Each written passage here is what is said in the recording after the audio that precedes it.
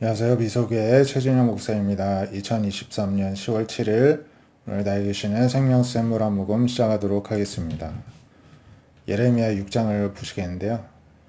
베냐민 자손들아 예루살렘 가운데로부터 피하라 이렇게 하나님이 부르시는데요. 이때가 이제 남유다 왕국의 어떤 멸망을 앞두고 하나님이 예언케 하셨는데요. 남유다 왕국에는 베냐민 지파도 소속이 되어 있었습니다. 베냐민 지파는 원래 사울 왕을 배출한 지파여서 유다 지파와 유다 지파에서 다윗이 나왔기 때문에 사이가 안 좋았지만 분열될 때에는 베냐민 지파가 또 유다 지파에 손을 들어주고 그쪽에서 이제 함께 왕국을 형성을 하였는데요. 이들을 가리켜서 피난하라고 하십니다. 드고아에서 나팔 불고, 드고아도 유다의 성읍이고요. 베타게렘도 유다의 성읍인데 나팔 불고 깃발을 들라는 것입니다. 비상상이라는 것이죠. 왜냐하면 재앙과 큰 파멸이 북방에서부터 오기 때문이라고 하십니다. 쳐들어올 때는 늘 북방에서 쳐들어옵니다. 물론 남쪽에 애굽도 있었지만요. 아름답고 우아한 시온의 딸을 내가 멸절하리라. 자, 아름답고 우아하지만 그 시온성 예루살렘 성을 의인화시키는데 하나님이 멸망시키겠다는 것입니다. 목자들이 양떼를 몰고 와서 주위에 자기 장막을 치고 각기 그 처소에서 먹이로다. 흩어진다는 것이죠. 너희는 그를 칠 준비를 하라. 일어나라. 우리가 정오에 올라가자. 아깝다. 날이 기울어 저녁 그늘이 길었구나. 일어나라. 우리가 밤에 올라가서 그 요새들을 헐자 하도다. 이제 주변에서 이제 쳐들어오는 이제 적들이 이렇게 이야기를 나누는 것입니다. 하나님께서 말씀하시기를 너희는 나무를 베어서 예루살렘 향하여 목책을 만들라. 이는 벌받을 성이라. 그 중에는 오직 포악한 것 뿐이다. 하나님이 그 어떤 침략을 허용하셨기 때문에 그렇게 되는데 하나님은 그 예루살렘 성 안에는 오직 포악만 가득한 벌받을 성이라고 하십니다. 샘이 그물을 솟구쳐냄 같이 악을 솟구쳐 올려서 이제 드러낸다는 것이죠. 폭력 탈취가 질병 살상이 계속 하고 있다는 것입니다. 예루살렘아 너는 훈계를 받아라. 그래야지 아니하면 내 마음이 너를 싫어하고 황폐하게 하여 주민이 없는 땅으로 만들 것이라고 하십니다. 그래서 포도를 따듯이 그들이 이스라엘 남은 자를 말갛게 해주리라. 너는 포도 따는 자처럼 손을 광주리에 자주 놀리라. 이제 노력을 이렇게 당한다는 것이죠. 포도를 마치 추수하듯이요.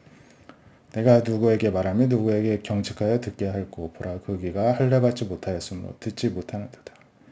보라 여호와의 말씀을 그들이 자신들에게 욕으로 여기고 즐겨하지 아니한다.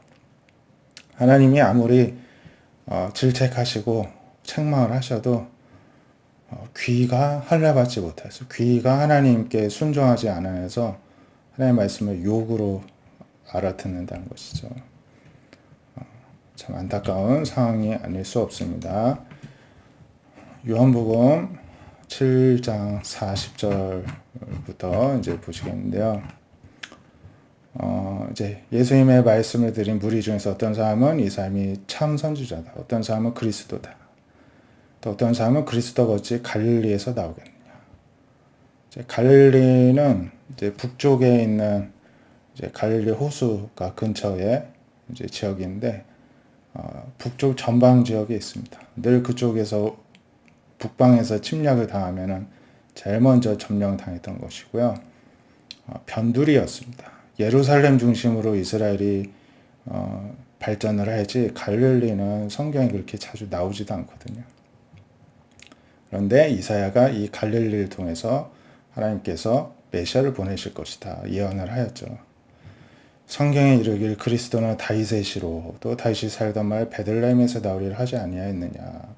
베들레헴하고 갈릴리는 다르니까 갈릴리 출신이 어떻게 메시아겠느냐 서로 쟁론이 있었습니다. 그런데 사실 예수님은 베들레헴에서 태어나셨죠. 하지만 예수님을 이제 잡고자 하는 사람도 있었지만은 막상 손을 아무 축복도 되질 못했습니다. 자, 아래 사람들이 이제 대제사장들 바리새인들에게 그러니까 왜 안 잡았냐 물으니까 그 사람이 말하는 것처럼 말하는 사람이 이때까지 없었습니다. 일단 바리새인들이 너희도 미혹되었느냐? 당국자들이나 바리새인 중에 그를 믿는 자가 있느냐? 율법을 알지 못하는 이 무리는 저주를 받은 자로다. 이 백성들이 율법을 잘 몰라가지고 저런 예수한테 현혹되고 있다는 것이죠. 근데 그 중에 한 사람, 이런 지도자, 종교 지도자 계층 중에서 밤에 몰래 예수님께 왔던 니고데모가 있었습니다.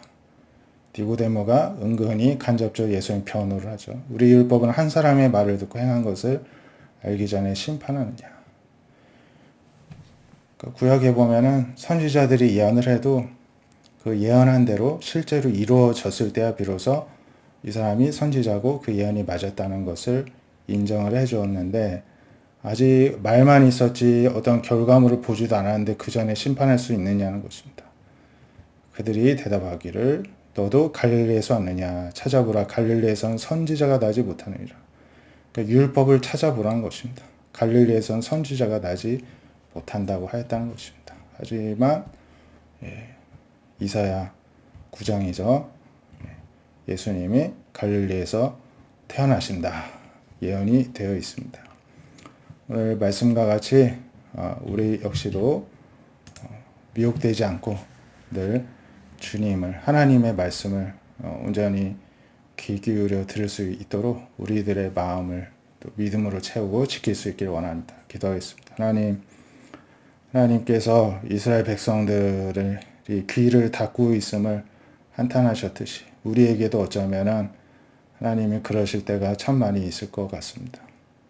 저희들에게도 들을 귀를 허락해 주셔서 늘 하나님의 말씀이 들리게 해 주시고 특별히 경책하는 말씀이 잘 들려서 늘 하나님 앞에서 회개에 힘쓰고 주님 앞에서 몸과 마음과 영혼이 늘 새롭게 되어지는 은혜가 있게 하여 주시옵소서.